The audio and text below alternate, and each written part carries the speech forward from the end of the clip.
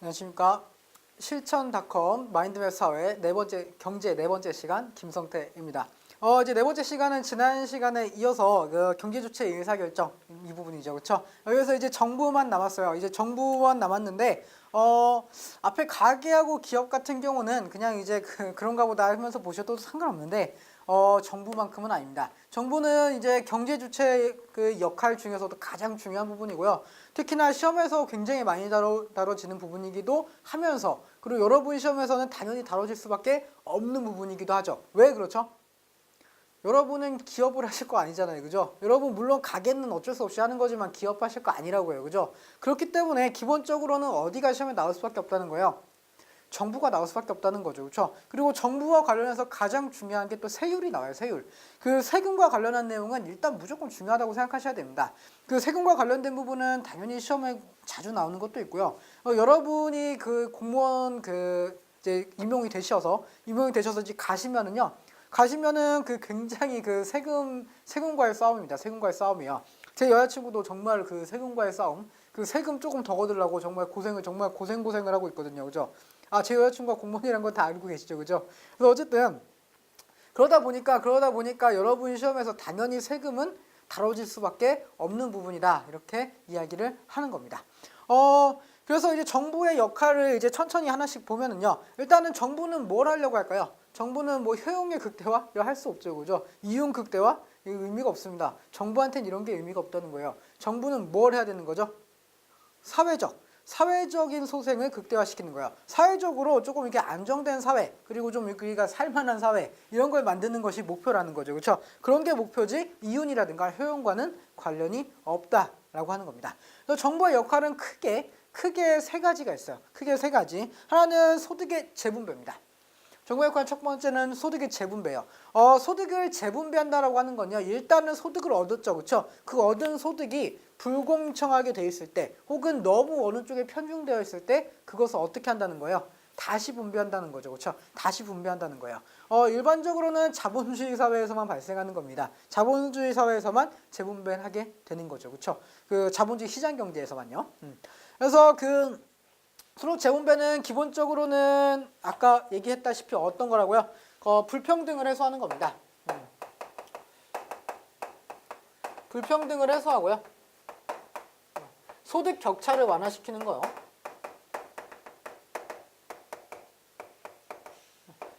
이게 목표가 되겠죠, 그렇죠? 그래서 일반적으로는 수입적으로 봤을 때는 그렇죠? 그 세율을 인상합니다. 세율을 인상하는데 그냥 세율을 인상하는 게 아니에요. 그냥 세율만 인상하면 다 같이 죽자는 얘기잖아요, 그죠? 그래서 세율을 인상한다는 거는요, 뭐를 인상하는 거냐면은 누진세를 인상하는 겁니다. 누진세, 아시는 분도 있겠지만 모르시는 분들은 조금 이따가 다시 할 거예요. 우리가 세금은 다시 한번 볼 거기 때문에 조금 이따 다시 할 거예요. 일단 누진세를 인상하는 겁니다. 수입적으로 봤을 때는 누진세를 인상하는 것, 이것이 소득 재분배와 관련이 있다, 이렇게 보시면 되겠고요. 또 지출적으로 봤을 때는요, 이전 지출이라고 하는 거를 증가시켜요. 이전 지출을 증가시키는데, 여기서 말하는 이전 지출은 뭐냐면은 아까 방금 전 시간에 했던 내용 중에 이전 소득이라고 하는 말이 있었어요. 가계 소득 중에서요. 이전 소득은 뭐였죠? 대가 없이 받는 소득이라 그랬잖아요, 그렇죠? 여기서 말하는 이전 지출은 또 뭘까요? 그럼 당연히 뭐예요? 당연히 대가 없이 주는 지출이죠, 그렇죠? 대가 없이 해주는 거예요. 해주는 거 대표적으로 어떤 거죠? 복지비용이죠. 복지비용 지출을 늘리는 거죠, 그렇죠? 그러면서 소득을 재분배하고 불평등을 해소하는 거, 그렇죠? 이런 역할을 정부가 하고 있다라고 하는 겁니다. 또 한 가지는요, 자원을 배분하고 있어요. 자원 배분은요, 조금 더 전 시간으로 생각하시면 돼요. 어떤 거 생각하시면 되냐면요, 우리 경제체, 자본주의 발전 과정 이런 거 봤었죠, 그렇죠? 자본주의 발전 과정에서 시장에다가 뭐든지 맡기니까 어떻게 됐어요? 시장이 비효율적인 자원 배분을 하게 된다는 거예요. 대표적인 비효율적인 자원 배분은요, 담합 같은 거예요. 담합. 기업과 기업이 담합을 해서요, 가격을 올려버려요.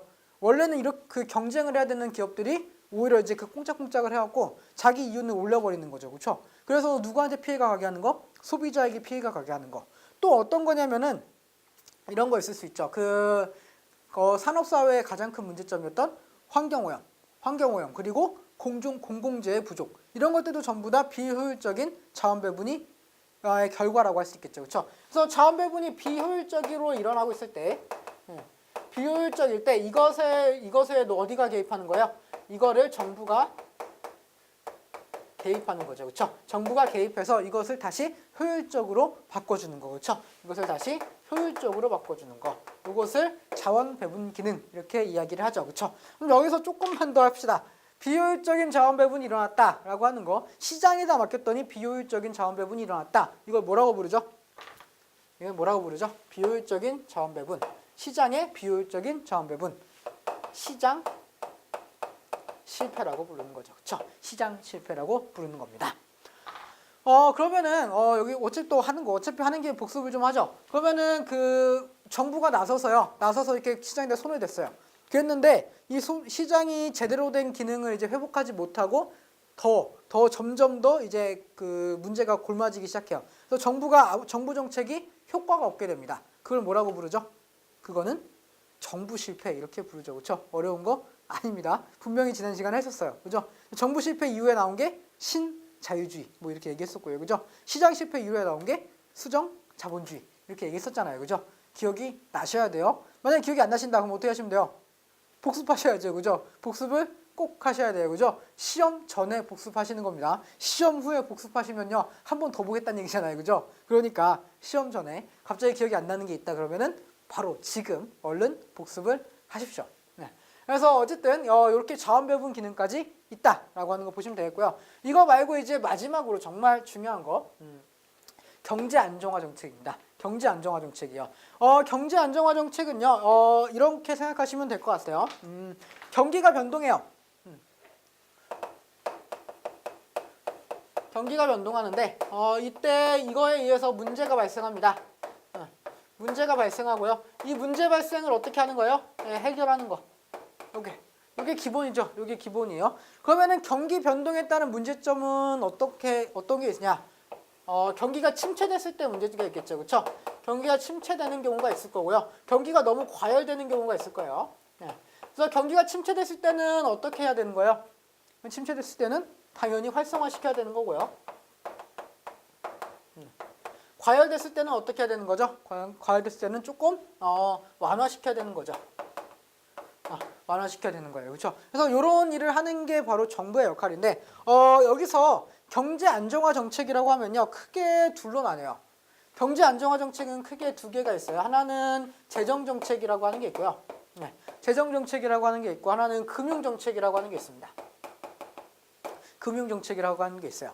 그래서 여기서 재정 정책은 누가 하는 거냐면요. 지금 우리가 배우고 있는 정부가 하는 거예요. 정부가 하는 거고요. 금융 정책은 정부가 아니라 중앙은행이 하는 겁니다. 중앙은행이 하는 거예요. 그러면은 우리가 지금 경제 안정화 정책에서 정부의 역할이다라고 한다면은 재정과 금융 정책 중에서 어느 쪽을 보셔야 된다는 거예요? 재정 정책을 보셔야 한다는 거죠. 이해가 되십니까? 그죠? 그래서 이 재정 정책에 대해서 조금만 더 자세히 보고요. 그럼 금융 정책은 안 합니까? 해요. 할 거예요. 할 건데 언제 할 거냐면요.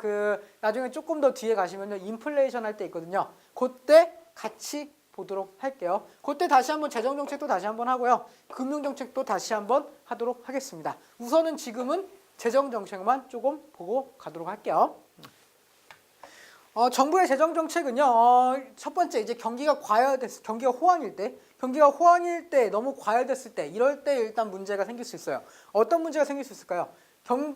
경기가 너무 호황이에요. 그러면 너무 호황이면 좋은 거 아닙니까? 이렇게 물어볼 수도 있죠. 그렇죠? 근데 그건 아니에요. 너무 호황일 경우에는 이런 문제가 생길 수 있어요. 어떤 문제가 생길 수 있냐면은 물가 상승이죠. 네. 너무 물건이 잘 팔리고 돈이 많이 도니까 그만큼 물가가 올라가게 되는 거죠. 그렇죠? 무슨 현상이에요? 인플레이션 현상이다. 이렇게 보죠. 인플레이션 현상이 발생할 수 있다라고 하는 거죠. 그렇죠? 그래서 물가 상승이 왜 일어나는가로 얘기한다면은 이거예요. 시중에 돈이 너무 많은 거예요. 돈이 너무 많아. 너무 많다 보니까 돈의 값어치가 떨어지고요. 돈의 값어치가 떨어지고 물건의 값어치는 올라가게 되는 거죠. 그렇죠? 그래서 물가가 올라간다는 거예요. 그러면은 이거를 해결하기 위해서는 기본적으로 어떻게 해야 될까요? 방금 얘기했잖아요. 원인이 뭐라고요? 시장에 돈이 너무 많아. 시장에 돈이 너무 많다고요. 그죠? 그럼 뭐예요? 시장의 돈을 줄이면 되죠. 시장의 돈을 줄이면 된다는 거예요. 그렇죠? 그러면 시장의 돈을 줄이는 방법 어떤 게 있을까요? 첫 번째는 가장 간단한 방법은 돈을 뺏는 거죠. 그죠? 그럼 양아치도 아니고 그냥 가서 뺏을 수는 없잖아요. 그죠? 정부가 양아치도 아니고. 그럼 어떻게 해요? 돈을 뺄 수 있는 방법. 자, 세율 인상이죠. 세율을 인상해서요. 세율을 인상해서 시중에 있는 돈을 끌어들이는 거죠. 정부 쪽으로. 그래서 시중의 돈을 줄이는 거. 이게 기본입니다. 이게 기본이에요. 그리고 나서 이제 두 번째. 지출. 정부가 지출하는 걸 줄이는 거예요.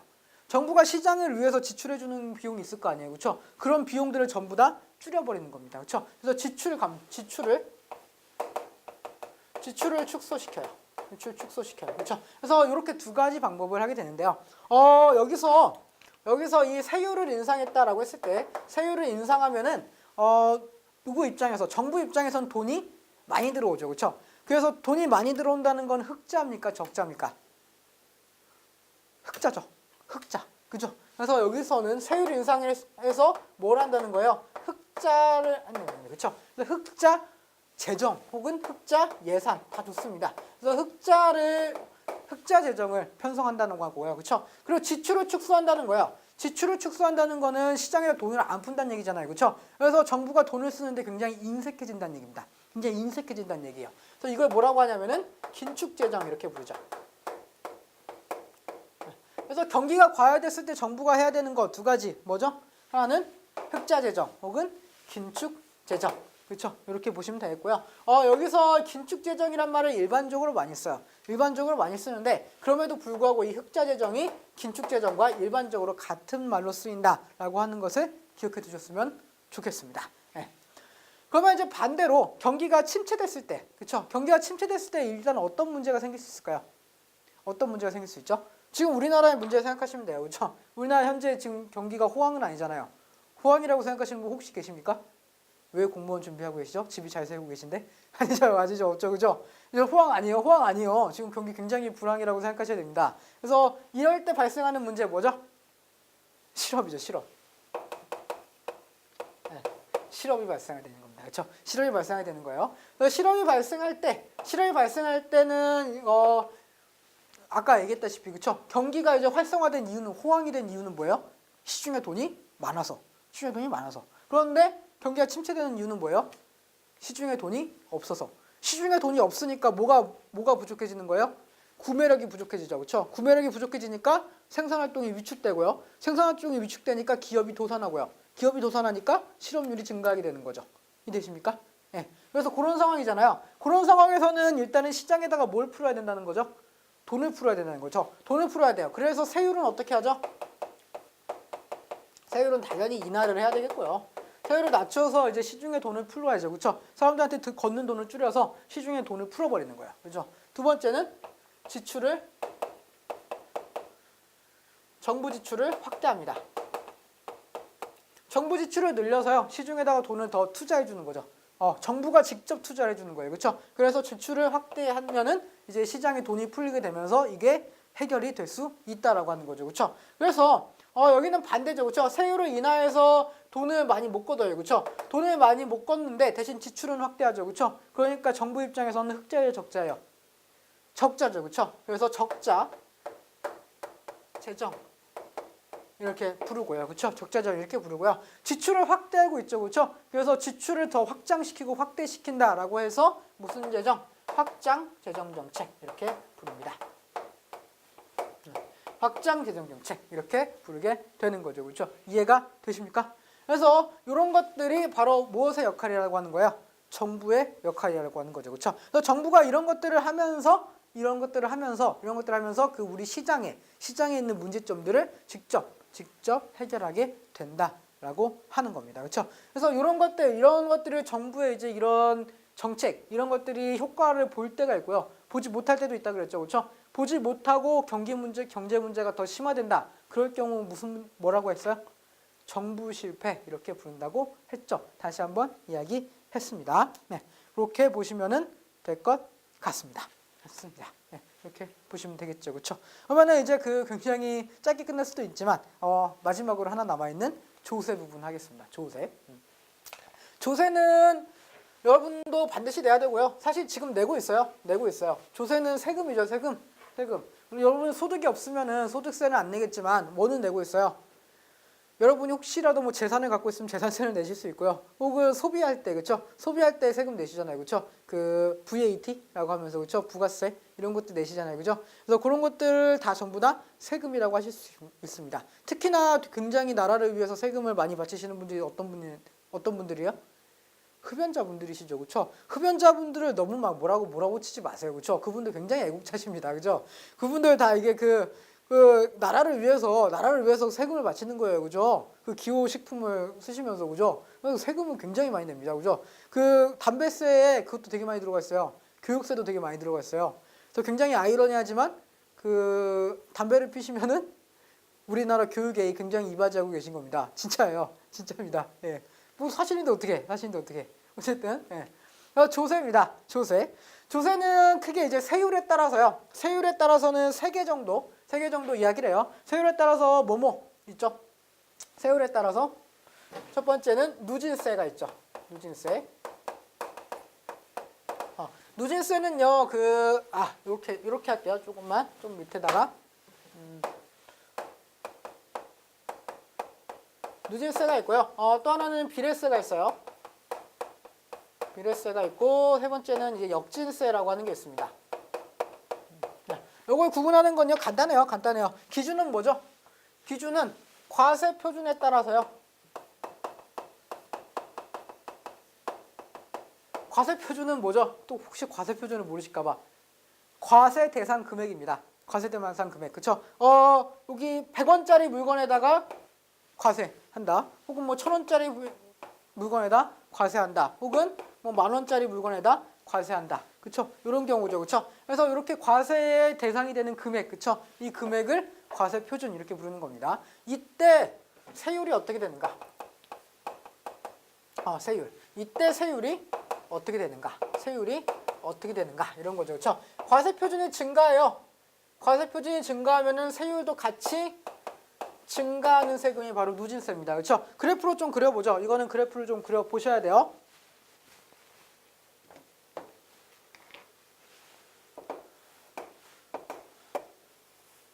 그렇죠? 여기를 세율이라고 부르고요.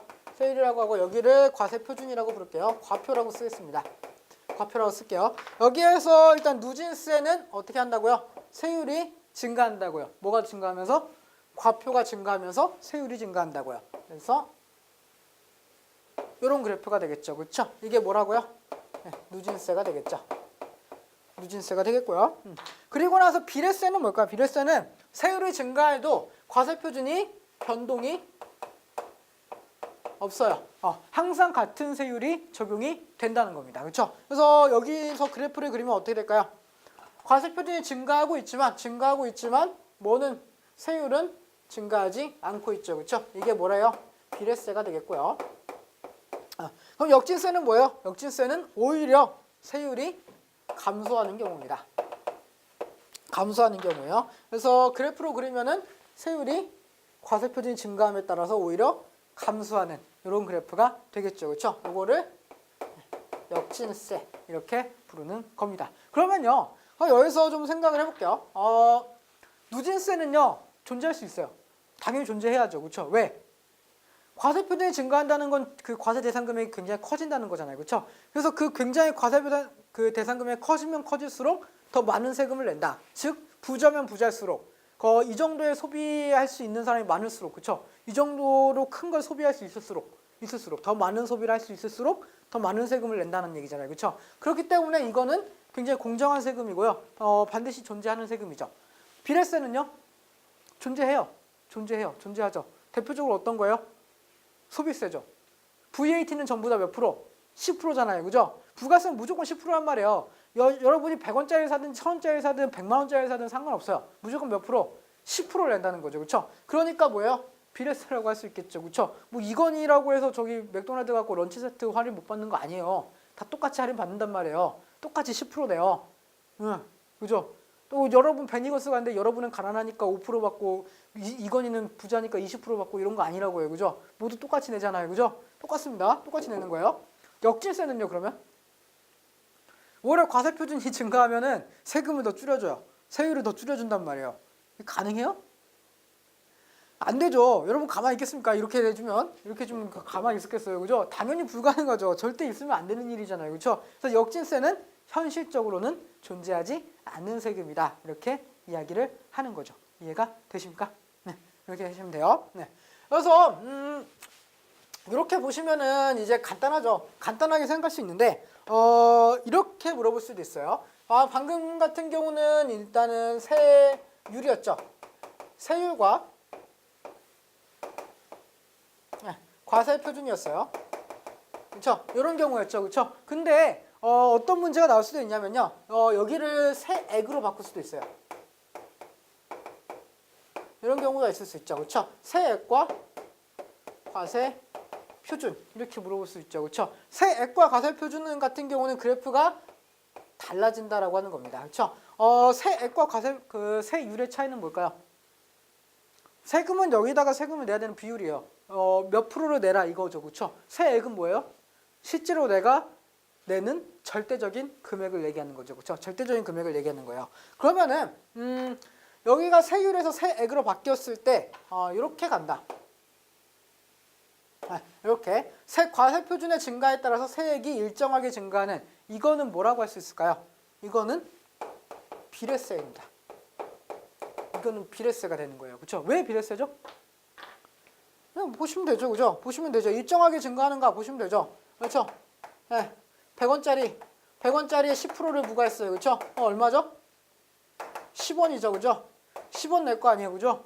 그렇잖아요. 1000원이요.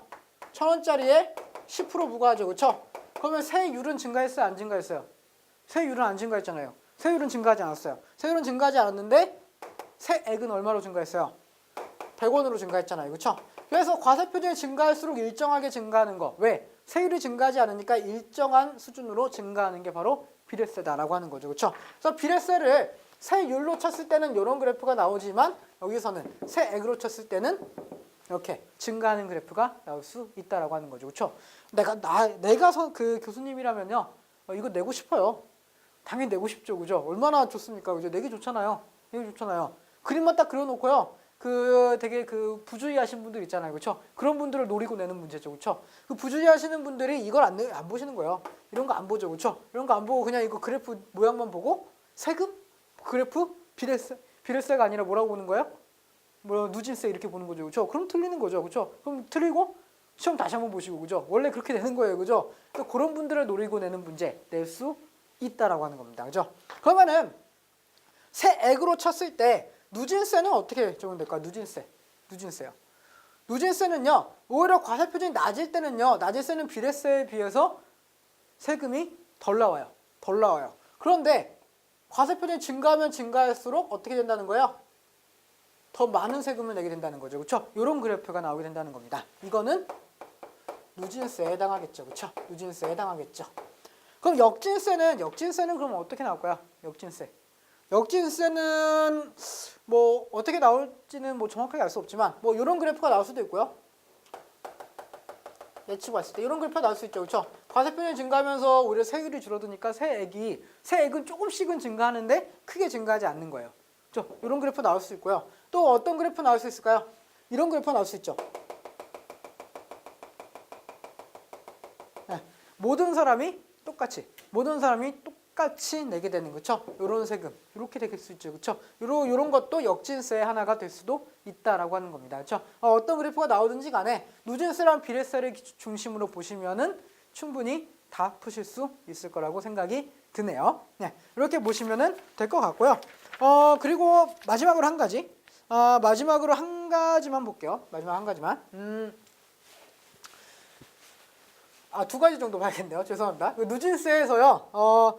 이 중에서 소득의 재분배가 가능한 가능한 세금은 어느 쪽일까요? 일반적으로는 누진세입니다. 네. 누진세는 여기서는 뭐예요? 소득의 재분배 효과가 크다. 효과가 매우 크다라고 할 수 있겠죠. 그렇죠? 누진세는 소득 재분배 효과가 매우 커요. 왜? 많이 벌면 많이 벌수록 높은 세율로 내니까요. 그렇죠? 그럼 비례세는 소득의 재분배 효과가 없냐? 없다고 할 수도 있고요. 어떻게 보시면 있다고 할 수도 있어요. 어떤 경우에 있을 수 있을까요? 뭐 크진 않습니다. 크진 않아요. 크진 않은데 비례세도 가능하긴 해요. 소득의 재분배가 가능하긴 해요. 어떤 경우 가능하죠? 똑같은 비율로 내지만 그 100원짜리 물건이랑 1000만원짜리 물건이랑 그죠? 네. 똑같이 내겠지만 그쵸? 일반적으로 서민들은 1000만원짜리 물건을 살까요? 안 살까요? 안 산다는 거예요. 안 산다는 거죠. 그쵸? 그래서 고가품에 붙는 비례세다라고 한다면은 가능성은 있다라고 하는 겁니다. 가능성은 있다라고 하는 거예요. 매우 고가품에 붙는 비례세다라고 한다면은 어차피 고가품을 소비할 수 있는 사람들이 한정돼 있잖아요. 그죠? 고소득층만이 고소득층이 일반적으로 고가품을 많이 소비하기 때문에 그러면서 실제로 그 절대적인 액수에서 세금을 많이 내버린다는 거죠. 그죠? 그런 경우에는 어느 정도는 소득 재분배 효과가 있다고 할 수도 있다라고 하는 겁니다. 그렇죠? 그래서 이게 가끔 시험에 나와서 함정으로 나올 수도 있으니까요. 그런 것만 조금 더 염두에 두시면 좋을 것 같아요. 그렇죠? 그래서 이런 문제 푸실 때 어떻게 하시면 되죠? 일단 뭐 이렇게 나왔어요. 비례세 문제가 이렇게 나왔다고 합시다. 그렇죠? 고가품에 붙는 비례세는 소득 재분배 효과가 있다. 이렇게 나왔어요. 그럼 비례세가 소득 재분배 효과가 있는가 없는가 이거는 조금 애매하잖아요. 그죠? 그럼 어떻게 하는 거예요? 세모로 해놓는 거죠. 그렇죠? 나머지 보세요. 나머지 보시고 나서 나머지 답이 없다. 그렇지만 이게 답이죠. 그럼 이게 답이죠. 그죠? 근데 나머지에서 명확한 답이 있다. 분명히 얘기했어요. 명확한 답이 있다. 그러시면은 이거 말고는 명확한 답으로 가시는 게 좀 더 옳습니다. 이해가 되시죠? 그렇죠? 문제는 그렇게 푸셔야 돼요. 문제는 그렇게 푸셔야 되는 겁니다. 마지막, 정말 마지막입니다. 이제 이쪽에서는 마지막이에요. 누진세를 계산하는 거야. 요거 굉장히 조금 많이들 틀려요. 정말 많이들 틀려요. 세율 구간이 있습니다. 구간이 있어요. 여기 0원에서 한 100만 원? 네. 100만 원까지 벌어요. 이때까지는 세금을 한 10% 걷습니다. 10% 걷는다고 할게요. 그리고 나서 100만 원에서 한 300만 원? 300 정도 할게요. 300. 네. 300만 원 정도까지 한 20% 걷어요. 한 20% 걷는다고 할게요. 20%. 네. 그리고 300만 원부터 언제까지냐면은 한 900? 900 정도 하면 좋겠네요. 900 정도에서 여기를 30%? 네. 30% 걷습니다. 30% 걷어요. 아니야. 계산하기 쉽게. 600으로 할게요. 600. 계산하기 쉽게 하는 겁니다.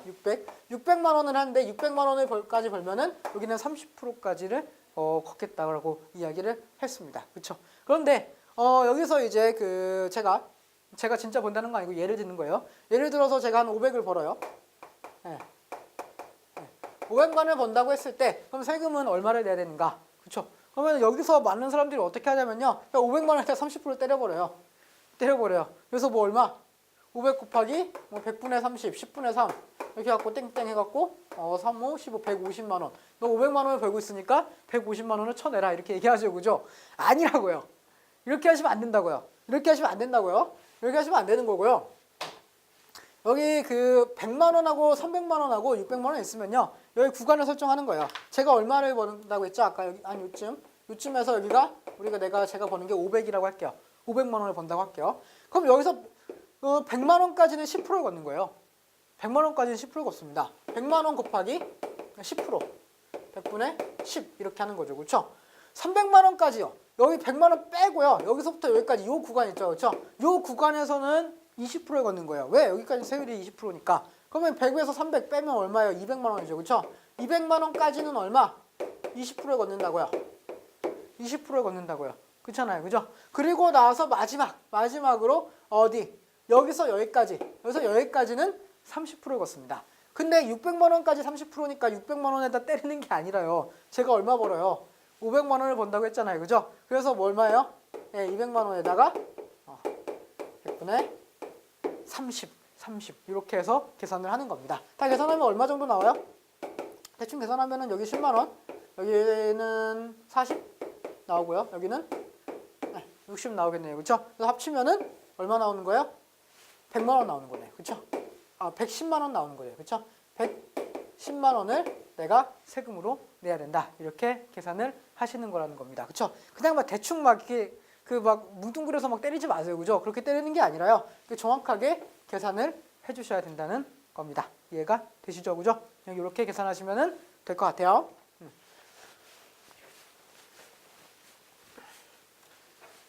그러면은 실제로 우리가 내는 세금에서 누진세나 비례세 이런 것들이 어떻게 적용되고 있나라고 한번 볼게요. 그래서 조세 전가에 따른 분류로요. 두 가지가 있겠죠. 그렇죠? 첫 번째는 뭐죠? 첫 번째는 직접세입니다.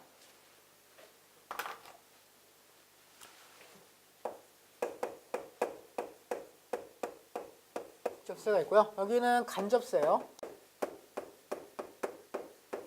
간접세. 두 가지가 있어요. 두 가지가 있어요. 이 중에서 결론부터 얘기하겠습니다. 결론부터 얘기해서요. 조세의 전가성이 있는 건 어떤 거죠? 조세의 전가성은 간접세에 있어요. 전가성이 있고요. 직접세에는 전가성이 없습니다. 그럼 전가성은 뭔데요? 전가성은 원래 내가 내야 돼요. 원래 내가 내야 되는데 내가 안 내고 다른 사람한테 미루는 거죠. 그게 바로 전가성이에요. 그렇죠? 나 말고 다른 사람한테 이걸 낼 수 있게 할 수 있는가? 내게 할 수 있는가? 이게 바로 전가성입니다. 그게 전가성이 있는 게 간접세고 없는 게 일단 직접세라는 거죠. 그럼 직접세는 어디에 부과되는 걸까요? 어디에 대상? 대상은 어디예요? 직접세는 여기에 부과해요. 소득이나 재산. 소득이나 재산에 부과하는 게 직접세입니다. 직접세요. 일반적으로 그렇다는 거죠. 일반적으로 소득이나 재산. 그래서 소득이 많은 사람한테 내는 거, 그렇죠? 그리고 재산이 많은 사람이 내는 거, 그렇죠? 더 많이 내는 거, 이런 거가 되겠죠, 그렇죠? 간접세는 일반적으로 소비 활동에 부과하는 세금입니다. 그래서 직접세에는 무엇이 적용되냐면요, 누진세가 적용이 돼요. 누진세가 적용이 되고요. 그래서 소득이 많으면 많을수록 더 많은 세금을 낼 수밖에 없고 재산이 많으면 많을수록 더 많은 세금을 낼 수밖에 없다는 거죠. 그렇죠? 반면에 소비 간접세 같은 경우는요. 여기 소비에다가 적용을 하죠. 그렇죠? 그렇다는 걸 아까 얘기했네요. 그렇죠? 우리 일반적으로 소비세는 무슨 세금이다? 비율세다. 비례세다. 비례세가 적용된다는 거죠. 비례세가 적용된다는 거예요. 그렇죠? 그래서 직접세 같은 경우는 소득 재분배 효과가 매우 크다라고 하는 거죠. 효과가 매우 크다라고 하는 거고요. 상대적으로 여기서는 소득 재분배 효과는 조금 낮은 편이다. 이렇게 이야기할 수 있겠죠. 그렇죠? 그렇게 보시면 되겠고요. 그리고 여기서 일단 장점이 많은 거는 세금은 뭐예요? 장점이 많은 세금은 직접세죠. 직접세예요. 그렇죠? 일단은 남한테 세금을 떠넘길 수도 없어요. 그죠? 근데 소득의 재분배 효과도 커요. 그죠? 반면에 간접세 같은 경우는 남한테 떠넘길 수도 있고요. 소득 재분배 효과는 떨어지고요. 그렇죠? 그렇다는 것은 일반적으로 직접세만 막 때리면 되겠네요. 아니라고요. 그죠? 직접세도 장단점이 있고요. 간접세 장단점이 있어요. 그렇죠? 일단 직접세의 단점은 그럼 뭘까요? 단점은요? 사람이 안 내요. 세금 안 내요. 내려고 안 하죠. 그죠? 그렇죠? 그렇게 돈이 많은 사람들도요. 세금을 내는 걸 아까워요. 왠지 모르겠는데 아까워요. 다들. 왜? 내가 열심히 해서 번 돈이 도대체 왜 나라가 나한테 뭐 해준 게 있는데 막 얘기하면서 안 내버린단 말이죠. 안 내버린단 말이에요. 그래서 조세 저항이 굉장히 강합니다. 그렇죠? 반면에 간접세 같은 경우는 조세 저항이 있을래야 있을 수가 없죠. 그죠? 왜? 물건을 살 때 그냥 내는 거니까 어쩔 수 없잖아요. 그죠? 그래서 여기는 상대적으로 조세 저항이 매우 약합니다. 조세 저항 굉장히 강해요. 우리나라 최고의 부자인 이건희 회장도 조세 저항이 있었습니다. 그분도 세금 탈세를 살짝 하셔서 벌금이 살짝 나왔죠. 한 1,500억 정도 살짝 나왔어요. 그래서 그거 다 내셨어요. 들리는 소문에 얘만 일시불로 내셨다고 하는데 사실인지 아닌지 모르겠습니다. 그 세금도 이렇게 분할 납부되거든요. 분할 납부되는데 이건희 회장이 일시불로 냈다라고는 소문이 있는데 사실인지 모르겠어요. 분명히 얘기했습니다. 사실인지 모르겠다 그랬어요. 모르겠다 그랬어요. 제가 유언비어 퍼뜨린 게 아니에요. 그렇게 들리는 경우가 있었다고요. 네. 하여튼 그래서 조세 저항이 굉장히 강하고요. 이건 조세 저항이 굉장히 약한 편이다. 이렇게 보시면 되겠고요. 그럼 정가성이 강하다라고 하는 거, 왜 정가성이 있다라고 하는 걸까요? 간접세. 왜 정가성이 있다고 하는 걸까요? 이런 거죠. 여러분이 그 사업을 하고 있어요. 사업을 하고 있는데 1,000원짜리 물건을 팔라고 해요. 1,000원짜리 물건을 팔아야 되는데 여기에다 세금이 얼마가 들어왔냐면 세금이 10% 들어와서 100원을 세금으로 내야 돼요. 100원을 세금으로 내야 돼요. 그러면 일반적으로는 1,000원짜리 물건을 팔고 나서요. 100원을 세금으로 얻고 소득으로 얼마를 얻으면 돼요? 소득으로 900원을 소득으로 얻어요. 그렇죠? 이게 일반적이라는 거죠. 900원은 일반적으로 소득을 얻고 그리고 100원은 세금을 내고요. 1,000원짜리 팔면요. 근데 100원이 내기 싫어. 아까운 거예요. 그렇죠? 아까운 거예요. 그래서 고민하다가 어떻게 하는 거예요? 가격을 올리죠. 100원, 1,100원 이렇게 그렇죠? 1,100원 이렇게 올려버리는 거예요. 그러면은 이 1,100원에 뭐가 들어가 있는 거예요? 세금이 들어가 버리는 거죠. 그렇죠? 그래서 실제 세금은 누가 내야 되는데 기업하는 사람이 내야 되는데 누가 내고 있는 거예요? 소비자가 내고 있죠. 그렇죠? 소비자가 내고 있죠. 그래서 기업들이 내야 될 세금을 누구한테 전가하고 있다? 소비자에게 전가하고 있다라고 하는 겁니다. 알겠죠? 그렇죠? 그래서 이게 전가성이 있다라고 하는 거죠. 그렇죠? 그래서 뭐라고도 얘기하냐면요. 간접세는 역진성이 있다라고도 해요.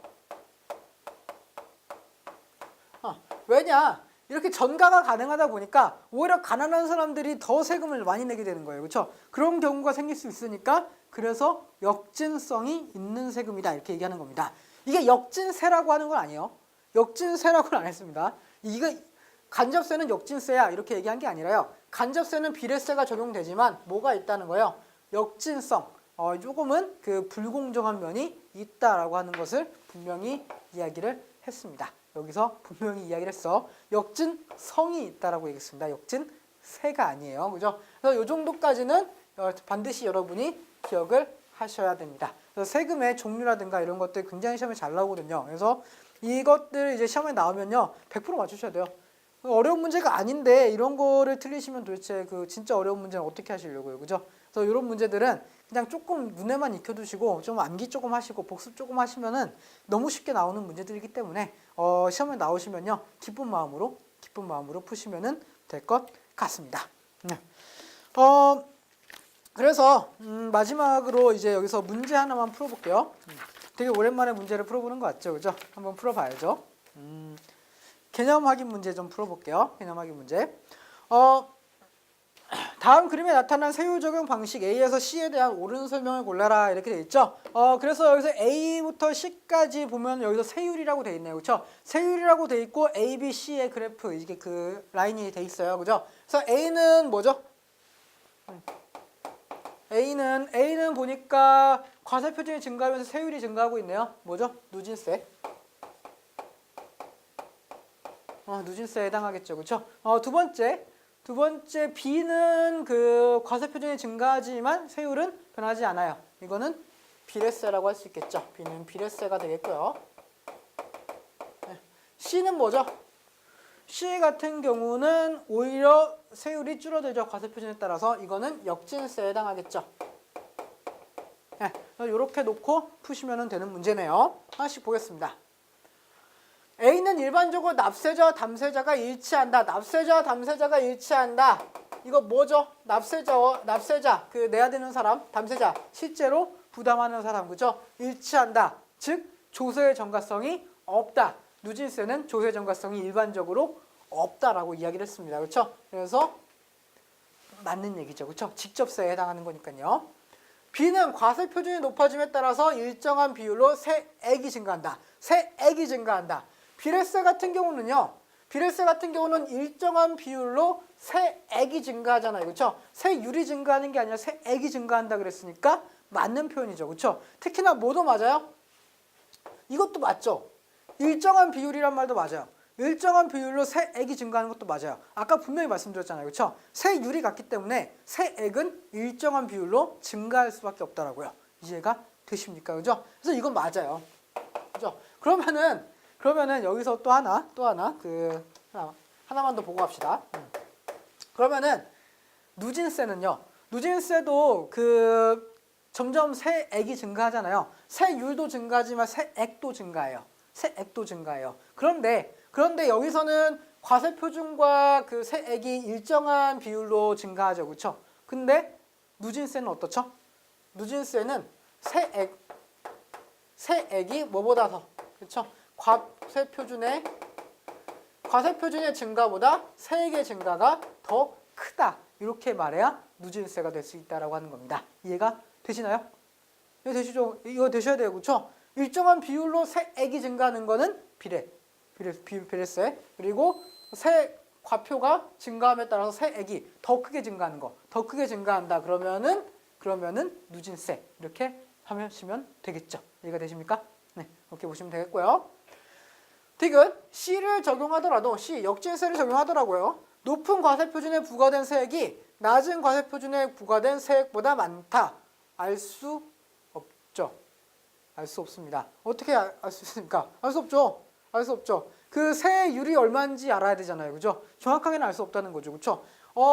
요거 비례세라든가 누진세 같은 경우는 일정 세금이 어느 정도인지 알고 있잖아요. 그죠? 점점 증가한다는 거 알고 있으니까 당연히 증가한다고 할 수 있죠. 그죠? 근데 이거는 정확히 알 수 없다는 거예요. 정확히 알 수 없다는 거죠. 그렇죠? 심지어 같을 수도 있어요.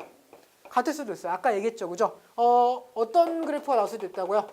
모든 과세표준에 동일한 세액이 적용될 수도 있다고요. 그죠? 그렇기 때문에 디귿은 알 수 없는 내용이죠. 알 수 없는 내용이다라고 할 수 있고요.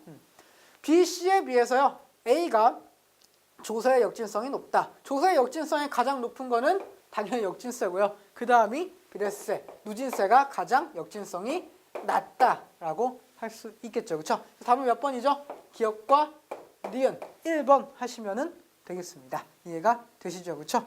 그래서 여기까지 해서 이제 우리 경제 주체 활동에 대해서 다 알아봤고요. 그죠? 이 뒤에부터는 이제 조금 여러분 이제 계산하는 문제도 좀 나올 거고요. 그래프 많이 보셔야 되는 문제들이 나올 겁니다.